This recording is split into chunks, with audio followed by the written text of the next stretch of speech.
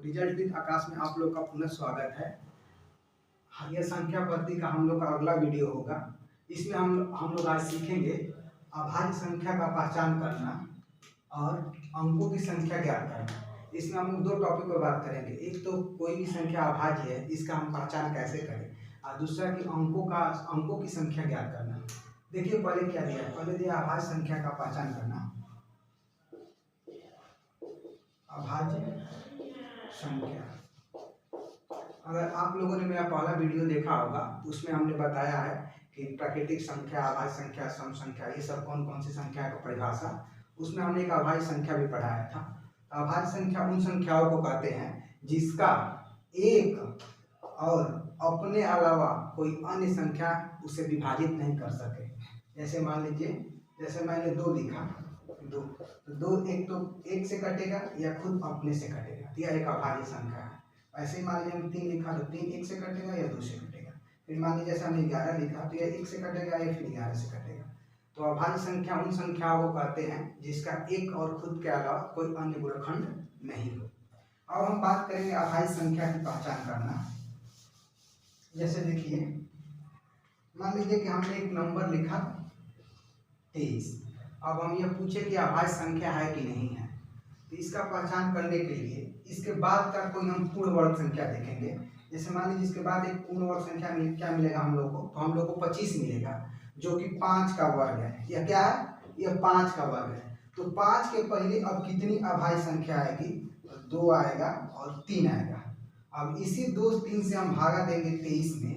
अगर इन किसी भी संख्या से कट जाता है तब अभाज्य नहीं होगा, अगर नहीं कटता है तो यह एक अभाज्य संख्या हो जाएगा। अब देखिए, जैसे हम 2 से भागा दें तो 2 से नहीं कटेगा, 3 से भागा दे तो 3 से भी नहीं कटेगा। इसका मतलब क्या है, यह एक अभाज्य संख्या है।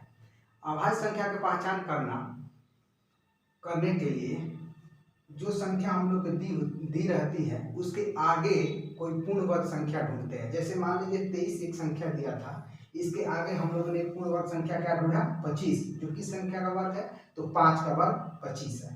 तो 5 के पहले कौन कौन सी अभाज्य संख्या पड़ती है, तो केवल 2 अभाज्य संख्या पड़ती है। एक 2 पड़ता है और एक 3 पड़ता है। तो फिर 2 पड़ता है और 3 पड़ता है, तो हमने 2 से डिवाइड किया तो नहीं कटा, हम फिर 3 से डिवाइड किया तो नहीं कटा। इसका मतलब 23 एक अभाज्य संख्या है। वैसे ही हम बात करेंगे, जैसे देखिए मान लीजिए हमने 41 एक संख्या लिख दिया। अब हम लोग को यह जानना है कि अभाज्य संख्या है कि नहीं है। तो देखिए, जैसे मान लीजिए 41 के बाद अब पूर्ण वर्ग संख्या क्या मिलेगा, तो 49 मिलेगा, जो किस चीज का वर्ग है, तो 7 का वर्ग है। अब 7 के पहले कौन कौन सी अभाज्य संख्या पड़ती है, एक 2 पड़ता है, एक 3 पड़ता है, एक 5 पड़ता है। तो अब देखिए, अब 41 में हम लोग 2 से भागा देंगे तो नहीं कटेगा, फिर 3 से भी देंगे तो नहीं कटेगा, फिर 5 से भी देंगे तो नहीं कटेगा। इसका मतलब क्या है, इसका मतलब यह है कि 41 एक अभाज्य संख्या है। मैंने एक विभाज्यता पर भी वीडियो बनाया है जिसका लिंक आप लोगों को नीचे मिल जाएगा। अगर आप लोगों ने उस वीडियो को नहीं देखा है तो एक बार उस वीडियो को देखिए, ताकि यह आराम से समझ में आएगा। अब देखिए, वैसे ही मान लीजिए हमको ये चेक करना है कि 87 कोई अभाज्य संख्या है कि नहीं है। तो मान लीजिए हम 87 के आगे और कोई पूर्ण वर्ग संख्या देखें, हम लोग क्या मिलेगा, 100 मिलेगा। तो 100 किस चीज का वर्ग है, तो ये 100 10 का वर्ग है। ठीक, अब 10 के पहले कौन सी अभाज्य संख्या पड़ती है, देखिए 2 पड़ता है, 3 पड़ता है, 5 पड़ता है, 7 पड़ता है। अब हम 2 से इसको डिवाइड करें तो नहीं कटेगा, फिर 3 से, तो देखिए 8 7 15, यह 3 से कट जाएगा। इसका मतलब यह एक 87 एक अभाज्य संख्या नहीं है। अब देखिए, वैसे ही मान लीजिए हमको कोई अंक दे मान लीजिए हमको दे दिया 571। अब चेक करना है कि यह एक अभाज्य संख्या है कि नहीं है। तो 571 दिया है, तो इसके आसपास का हमको कोई पूर्ण वर्ग संख्या ज्ञात करना पड़ेगा। तो 571, अगर आप लोग 1 से 20 तक वर्ग करना जानते हैं, 571 के बाद आता है 576, जो 24 का पूर्ण वर्ग है। इसका मतलब कि 24 यहाँ पर हो जाएगा। अब 24 से पहले हम लोग का अभाज्य संख्या देखना है, एक 2 होगा, एक 3 होगा, एक 5 होगा, एक 7 होगा, 11 होगा, 13 होगा, 17 होगा, 19 होगा, 23 होगा।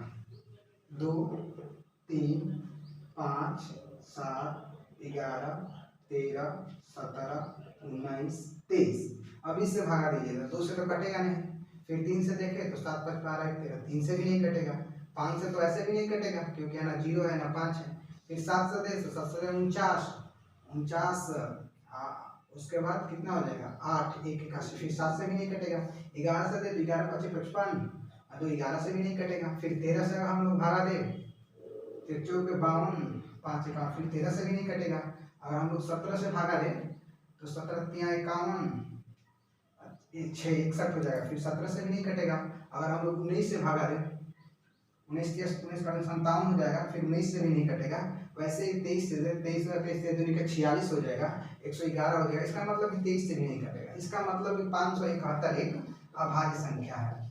अभाज्य संख्या पहचान करना हम लोग के लिए इसलिए जरूरी है कि एग्जाम में कभी 4 विकल्प देता है, पूछता है कि इनमें से कौन सी अभाज्य संख्या है या कौन सी अभाज्य संख्या नहीं है, या कोई संख्या देकर पूछता है कि अभाज्य संख्या है या नहीं है।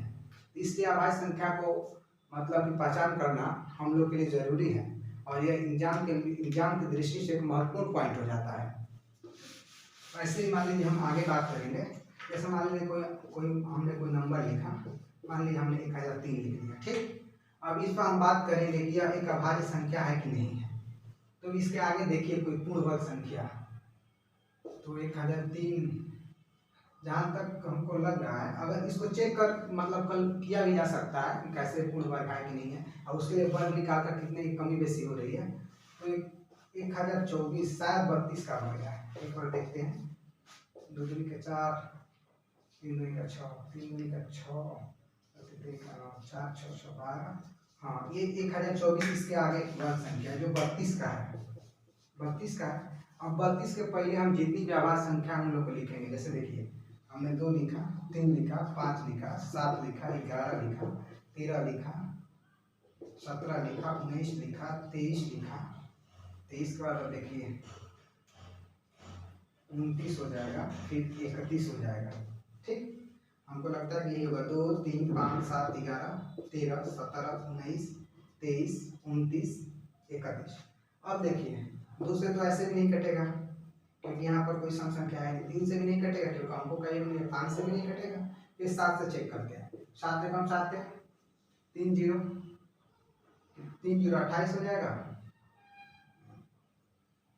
हाँ। फिर 7 7 28, फिर 2 23, फिर 7 से भी नहीं कटेगा। फिर 11 से देखते हैं, 11 9 99 13, 11 से भी नहीं कटेगा। 13 से चेक करते हैं, 13 7 91, उसके बाद बच जाएगा कितना 9 93, फिर 13 से भी नहीं कटेगा। 17 से चेक करते हैं, 17 का 17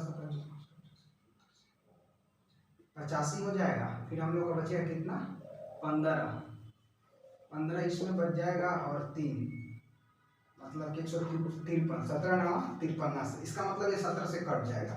अगर हम लोग इसको 17 से अगर डिवाइड करें तो 17 बचे 85, 15 और ऊपर से आएगा 3, 17 9 53 से। इसका मतलब ये अभाज्य संख्या नहीं है।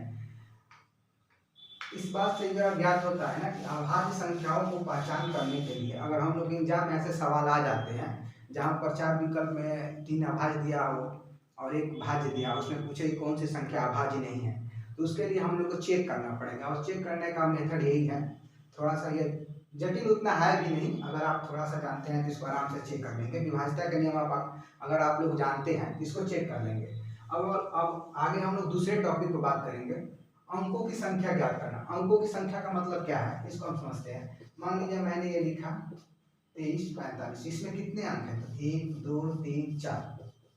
वैसे ही मान लीजिए हमने लिखा इसमें कितने अंक हैं, 1 2 3 4 5 6। ऐसे ही अंकों की संख्या ज्ञात करना हम लोग सीखेंगे। देखिए जैसे मान लीजिए कि हम अगर 1 से 9 तक संख्या लिखते हैं, जैसे मान लीजिए हमने 1 लिखा, 2 लिखा, 3 लिखा, 4 लिखा, 5 लिखा, 6 7 8 9। तो देखिए 1 2 3 4 5 6 7 8 9 तक हम लोग लिखा, तो 9 अंक यहाँ पर हम लोग को मिले। इसका मतलब क्या है, इसका मतलब ये है कि अगर 1 से 9 तक हम लोग को लिखना होगा तो हम लोग को 9 अंक मिलेगा। वैसे देखिए मान लीजिए अगर हम लोग का 10 से 20 तक लिखा है तो कितने अंक मिलेंगे, 10 लिखे, फिर 11 लिखे, फिर 12 लिखे, फिर 13 लिखे, फिर 14 लिखे, फिर 15 लिखे, फिर 16 17 18 19 20। अब देखिए 2 इसमें है, 2 इसमें, 2 इसमें, 2 इसमें, 2 इसमें, 2 इसमें, सब 2 4 6 8 10 12 14 16 18 20 22। हम लोग कितने अंक मिले, 22 अंक मिले। वैसे देखिए कितनी संख्या कितनी है 10 से 20 तक, 1 2 3 4 5 6 7 8 9 10 11। ये संख्या 11 है और अंकों की संख्या 22 है, क्योंकि 2 अंक से मिलकर एक संख्या बनी हुई है। वैसे हम आगे बात करेंगे इसको, थोड़ा सा हम सवाल के माध्यम से समझे तो और आसान से समझ जाएंगे। जैसे मान लीजिए कि 1 से 100 तक लिखना है तो कितने अंकों की जरूरत पड़ेगी। 1 से 100 तक अगर लिखना है तो, अगर 1 से 100 तक संख्या लिखना है तो कितने अंकों की जरूरत पड़ेगी। तो मान लीजिए 1 से अगर हम 9 तक लिखते हैं तो हम लोग को 9 अंक बनेगा। वैसे ही 11 से अगर हम 99 तक लिखेंगे तो हम लोग कितने मिलेंगे, तो 90 अंक मिलेंगे। जो प्रत्येक में कितने होंगे, मतलब 90 संख्या मिलेगी और प्रत्येक में 2 अंक होंगे, तो कुल कितने अंक हो जाएंगे, 180 अंक हो जाएंगे। और एक 100 मिलेगा जिसमें 3 अंक होंगे। आराम से बात करेंगे। जैसे मान लीजिए 1 से 9 तक हम लिखे तो हम लोग को 9 अंक मिल गया। वैसे ही 11 से 99 तक हम लोग लिखे तो हम लोग को 90 अंक मिला। 11 से 99 तक 90 अंक मिलेगा, क्योंकि देखिए जैसे हम लोग 10 से अगर 20 तक लिखे थे तो हम लोग को 11 अंक मिला था। वैसे 11 से 99 तक लिखेंगे तो हम लोग को 90 अंक मिलेगा। तो 90 दूनी का 180, 90 संख्या मिलेगी और 90 संख्या मिलेगी और 180 अंक मिलेगा। वैसे 100 में 100 एक संख्या है और इसमें अंक 3 है, 1 2 3। अब देखिए 1 से अगर 100 तक लिखना होगा तो हम लोग कितना हो जाएगा, 9 प्लस 180 और प्लस 3, ये कितना हो गया 192। मतलब कि 1 से अगर 100 तक हम लोग की संख्या लिखना होगा तो हम लोग अंकों की संख्या 192 की जरूरत पड़ेगी। वैसे ही मान लीजिए हम फिर आगे बात करते हैं एक और सवाल पर। मान लीजिए हमको 1 से 500 तक की संख्या लिखनी है, इसमें कितने अंक लगेंगे, अंक। तो देखिए 1 से अगर हम 9 तक लिखते हैं तो 9 अंक लगेंगे। फिर 10 से 99 तक लिखते हैं तो 90 गुणे 2 180 अंक चाहिए। फिर वैसे ही देखिए अगर हम लोग 100 से 500 तक लिखते हैं, 100 से 500 तक, तो इसमें 401 अंक आएंगे, जिसमें प्रत्येक में 3 401 संख्या आएगी जिसमें प्रत्येक में 3 अंक होंगे। आराम से ये 100 से 500 तक 401 संख्या होगी, ना कि 400 संख्या होगी। कैसे, मैंने अभी बोला कि 10 से अगर हम लोग 20 तक लिखेंगे, देखिए 10 11 12 13 14 15 16 17 18 19 20। देखिए 1 2 3 4 5 6 7 8 9 10 11 संख्या है ना। वैसे ही अगर 100 से 500 तक लिखेंगे तो 401 संख्या मिलेगी, और 401 संख्या मिलेगी और प्रत्येक संख्या में 3 अंक होंगे। तो 3 0 4 3 12, 1203 अंक इधर हो जाएंगे, 9 अंक इधर हो जाएंगे, 100 अंक 180 अंक इधर हो जाएंगे। तो टोटल कितना हो जाएगा 1203, यहाँ पर हम जोड़ देते हैं 1203 प्लस 180 प्लस 9। अब देखिए ये 9 3 12 हो गया, हाँ ये 8 1 9 हो गया, 2 2 1 3 2 1 3 हो गया, और 1 1392 होगा। 1392 अंकों की जरूरत पड़ेगी। अगर हम 1 से 500 तक लिखते हैं तो हम लोग को 1392 अंकों की जरूरत पड़ेगी। आज हम लोगों ने सीखा अभाज्य संख्या का पहचान करना और अंकों की संख्या ज्ञात करना।